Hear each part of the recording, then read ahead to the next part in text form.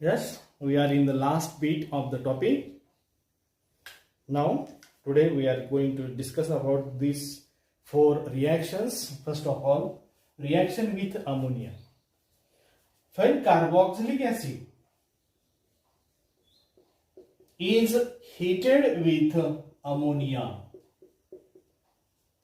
they form a salt of carboxylic acid. Salt of carboxylic acid means when carboxylic acid is heated with ammonia, they form a salt such as RCOONH4, ammonium carboxylate. Common name of this salt is ammonium carboxylate.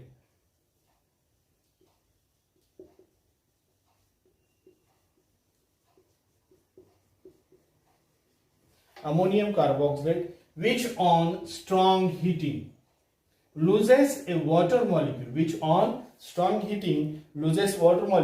and form amide, RC double bond ONH2. It is the amide. It gives amide. Means when carboxylic acid is heated with ammonia, first form ammonium carboxylate, ammonium salt, which on strong heating they loses water molecules and forms amide. आता हे बघा, याचं एक example बघूया आपण जे की पुस्तकामध्ये आहे अमाइडचं एक्झाम्पल. आता कॉमन जर एक्झाम्पल बघितलं, fine CH3 acetic acid. Acetic acid is heated with ammonia, they produces ammonium acetate. काय नाव है?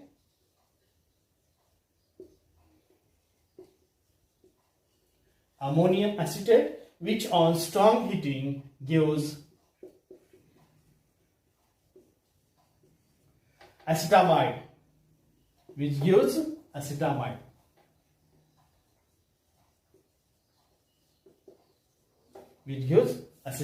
बरोबर आहे हे amide. How will you prepare? किंवा what happens when acetic acid is heated with ammonia? असं विचारतील, acetic acid ची ammonia बरोबर heating केली असतं काय होईल, तर amide फॉर्म होतात. हे एक एक्झाम्पल. अजून एक एक्झाम्पल घेतो मी इथे.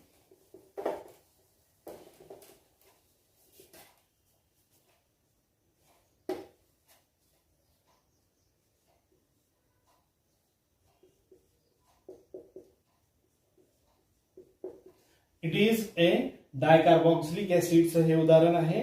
डायकार्बोक्सिलिक ऍसिड आहे, याचं नाव आहे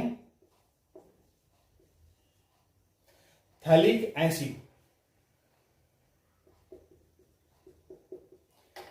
थॅलिक ऍसिड, पॅथॅलिक असं वाचायचं नाहीये. Phthalic acid when heated with ammonia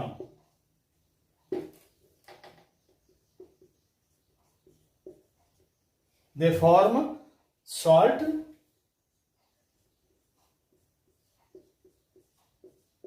NH4,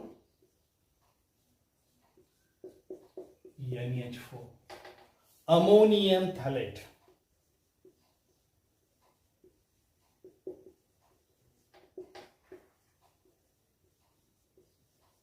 Ammonium phthalate, which on strong heating loses a water molecule and ammonia and form a amide product आपल्याला इथे मिळेल.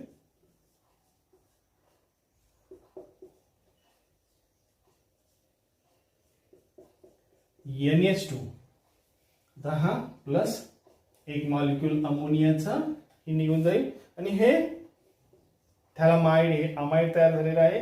याचं नाव आहे थॅलामाइड.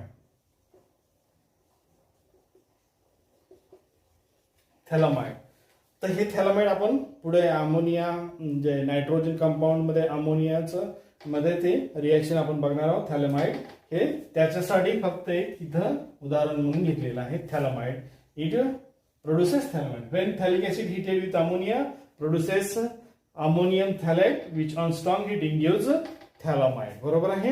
आता बघा, याच्यामध्ये आपण हे अमाइड अशा रीतीने म्हणजेच कार्बोक्सिलिक ऍसिड पासून सुद्धा तयार करू शकतो, किंवा ह्याच्या बरोबरच आपल्याला हे RC double bond OCl name माहिती आहे ना. आपण कालच्याच पिरियड मध्ये म्हणजे मागच्या पिरियड मध्ये बघितलेलं आहे आपण. हे काय आहे, ऍसिल क्लोराईड. हे ऍसिल क्लोराईड पासून सुद्धा आपल्याला काय करता येतं, तर हे अमाइड तयार करता येतात. अमाइड तयार करता येतात. कसे येतात बघूया आपण. When acid chloride is heated with ammonia, they form RC double bond O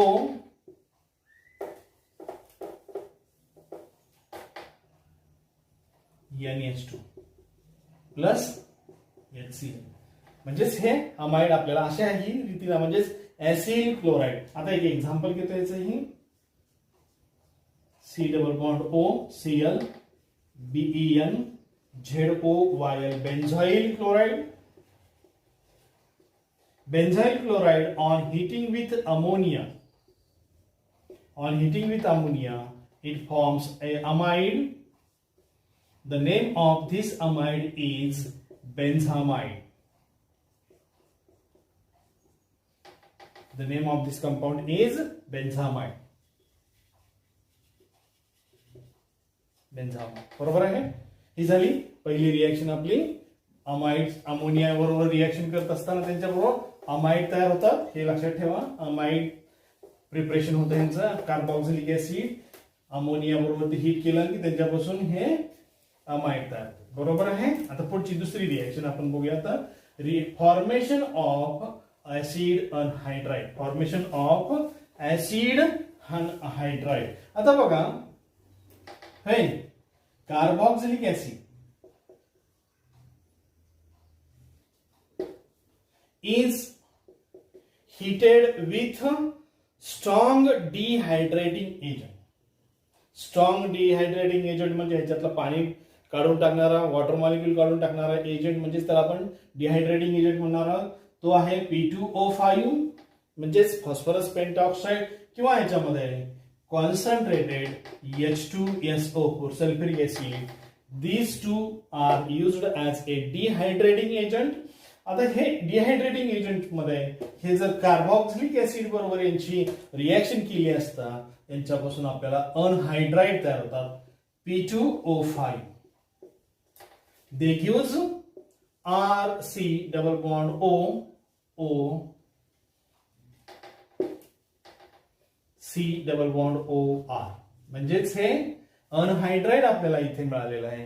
plus आता इथे वॉटर मॉलिक्यूल निघून जाईल जो ह्या डिहायड्रेटिंग एजंट कंझ्युम करेल. That is not matter. आता हे acid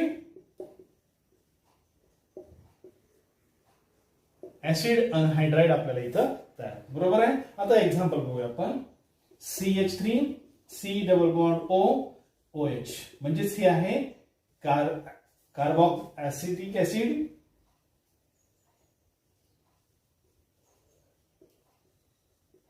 Acetic acid when heated with dehydrating agent such as P2O5 म्हणजे phosphorus pentoxide or concentrated H2SO4, they gives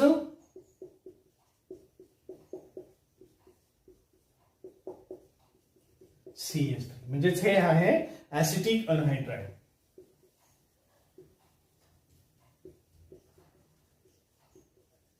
याला आपण असंही लिहू शकतो.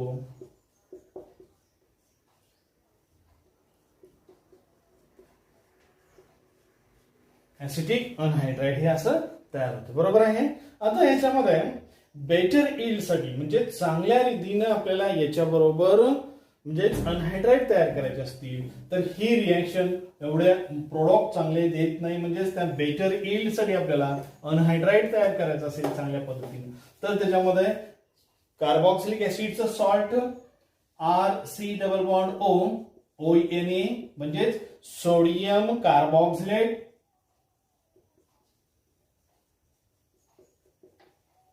is heated with RC double bond OCl. Acyl chloride. Sodium carboxylate is heated with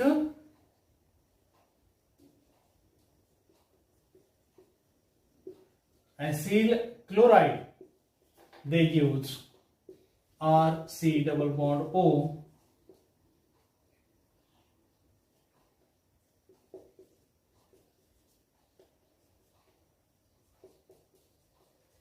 acid anhydride. हे आपल्याला इथे acid anhydride असं आपल्याला इथे हे मिळतं. बरोबर आहे.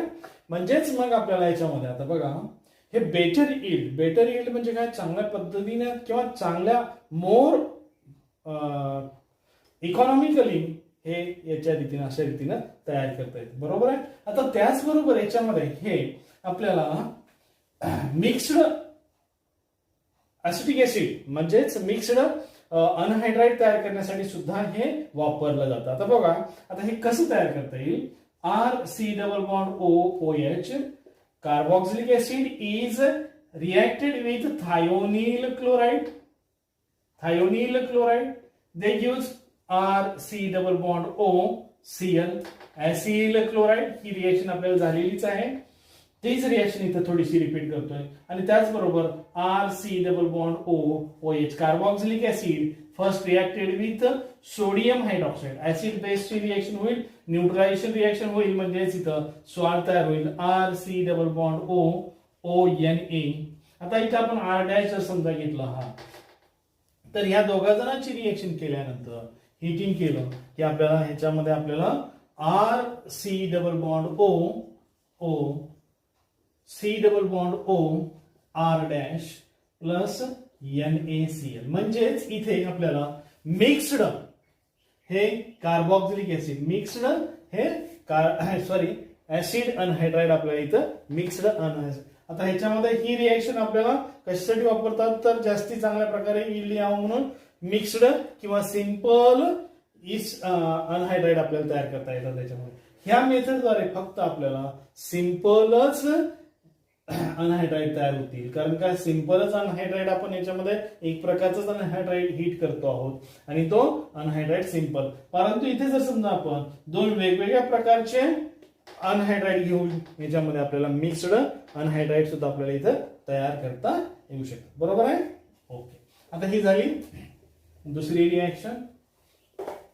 आणि त्याच्या पुढची जी रिएक्शन आहे फॉर्मेशन ऑफ किंवा decarboxylation of carboxylic acid. Decarboxylation आता नावामध्येच आपल्याला जाणवतो डी कार्बन आणि ऑक्सिजन त्याच्यामध्ये. Decarboxylation of carboxylic acid. Listen here RC double bond ONA sodium salt of carboxylic acid is heated with soda lime NaOH CaO heated with soda lime. Soda lime म्हणजे काय आहे. It is a mixture of NaOH and calcium oxide CaO. Ratio आहे यांचा 3:1. 3:1 म्हणजेच काय 3:1 असं रेशोनं हे जे मिश्रण असेल त्याला आपण सोडा लाईम म्हणतो. ह्या सोडा लाईम बरोबर ती या सोडियम सॉल्ट ऑफ कार्बोक्सिलिक ऍसिडची रिएक्शन केली असता R' प्लस Na2CO3 म्हणजेच इथं आपल्याला अल्केन हे आपल्याला इथं तयार झालेले दिसून येतात. बरोबर आहे. हे अल्केन इथं तयार होतील. ओके.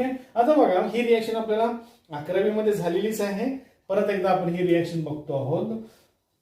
उदाहरण घेऊया आपण CH3 C double bond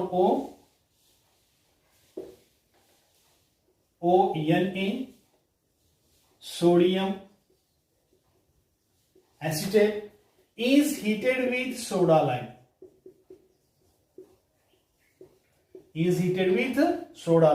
They produces CH4 plus Na2CO3. आता याच्यामध्ये लक्षात ठेवायचं काय आहे तर हा जो प्रोडक्ट आपल्याला मिळतो आहे तो प्रोडक्ट पॅरेंट जे काय असतील त्यांच्यापेक्षा एका कार्बननी कमी झालेला असतो. इथे 2 कार्बनचा हा पॅरेंट आहे परंतु इथे काय झालेला आहे हा एकाच कार्बनचा हा प्रोडक्ट आपल्याला इथं तयार झालेला दिसून येतो. बरोबर आहे. म्हणजेच हे ऍसिटिक ऍसिड इथे इथेनॉइक ऍसिड पासून मिथेन इथे आपल्याला तयार झालेला. अजून एखादं एक्झाम्पल जर म्हटलं एखादा example CH3 CH2 C double bond ONA plus heated with soda lime they produces CH3 plus Na2CO3. म्हणजेच इथे आपण हे प्रोपेनॉइक ऍसिड पासून sodium salt of propanoic acid, sodium propionate ह्याला असंही म्हणता येईल.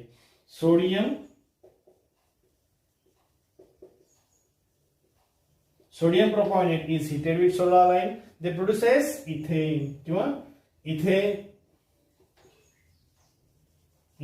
ते प्रोड्युसेस इथेन. आपल्याला इथेन तयार होईल. बरोबर आहे. ही झाली दुसरी रिएक्शन. कार्बोक्सिलिक परीक्षेमध्ये विचारतात what happen when sodium acetate is heated with soda lime.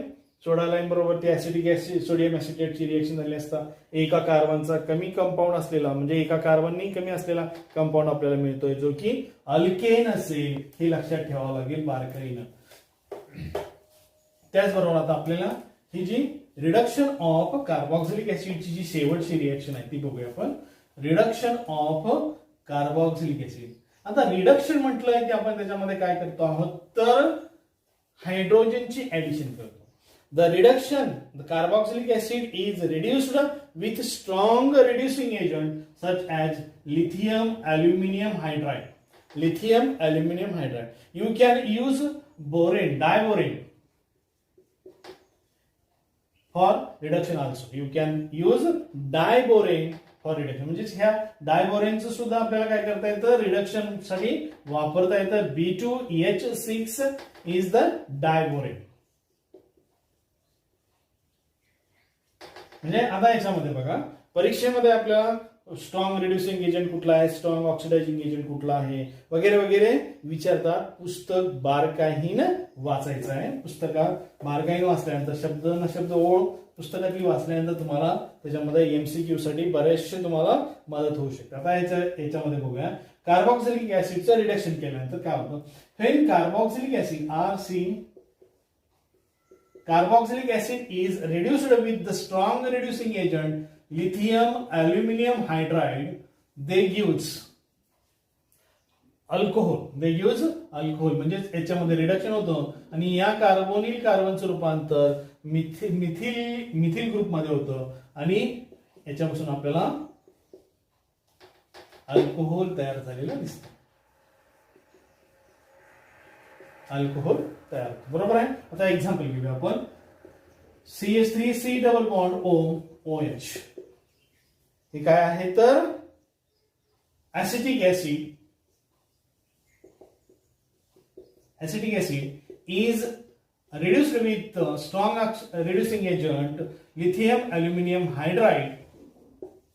They use CH3 CH2OH म्हणजेच इथिल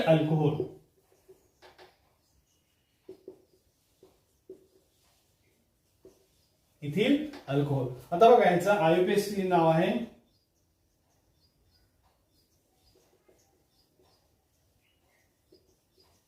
इथेनॉइक ऍसिड आणि हे आहे